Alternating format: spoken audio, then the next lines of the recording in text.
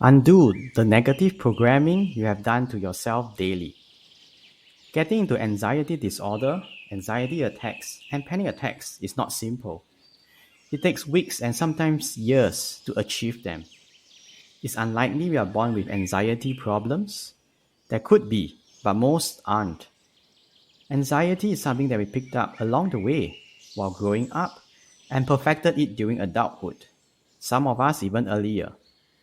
Can you recall the first time that you were anxious? Well, to do so, you need to first know what being anxious means, what it looks like, and how it feels.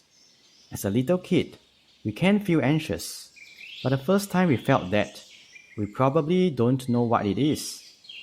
Neither can we identify it. More likely, anxiety started off as fear. Here's why. Imagine as kids.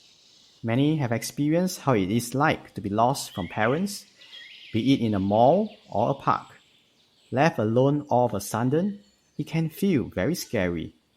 Without parents, kids could die, have no food, no shelter, no idea what to do. It therefore makes enormous sense to cry, scream, and shout. Basically, to enter into panic mode, because your life is at stake. Or someone can pick you up and cause harm to you. A stranger kidnaps you. Hundreds of scenarios play out in the mind. What if my parents don't want me anymore because I have been mischievous? What if they forgot about me and went home? Anxiety levels rise. As a kid, it is normal to feel anxious when left alone, unattended, not getting assurance from the adults because it certainly feels that death can happen. As an adult, however, life-threatening situations are pretty rare. Probably getting mugged is as close as it gets for most people. I do recognize other situations like physical abuse, but more often there is no physical danger when anxiety visits. Things like exam anxiety, social anxiety are actually the result of a well-trained mind. Let's use exam anxiety as an example, which many of us have felt in our lives. As adults, we may face exams. Think about driving schools, work exams, job interviews. When we hear the term exams, alarm bells go off in the mind. If a very important exam is coming up, many people get unsettled, nervous, anxious. Scenes of what happens if I fail the exam paper appear in the mind scene. I could lose a promotion, waste time and money, don't know how to face oneself, friends, spouse. There's a million scary scenarios should we not get the exam grades that we want. As the day of the exam comes closer, sleep is affected. Stress levels increase, appetite is affected, mood swings may happen. Some people become more frustrated easily, impatient, some may break down and cry. Each day, you may be actually spending 15 minutes thinking about what if I fail?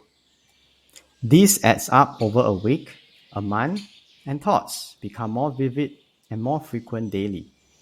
It could go up to 15 minutes in the morning, another 15 minutes after lunch, 15 minutes before bedtime. That's a total of 45 minutes spent worrying and fearing the uncertain of what could happen during and after exams. Anxiety sets in as the future seems scary, time is ticking away, with no guarantee of passing the exams. What if there are unforeseen circumstances, like the car breaking down during my driving exams? What if I fall sick on the day of the exam? Take note of how long you spend each day thinking about these disastrous outcomes, catastrophizing. Anxiety will have to set in because the panic button is being pressed. The mind thinks that there is a real threat each day. After just 1 month, the time spent on training ourselves to be anxious over the exam could be 30 hours or even more. Repetition is what makes anxiety worse. If you had spent each day working out at the gym, you would have been much fitter after 30 days. Now, think about what happens when all that energy is spent on catastrophizing. There can only be one outcome, and that's high levels of anxiety, body discomforts, stress, that is through the roof.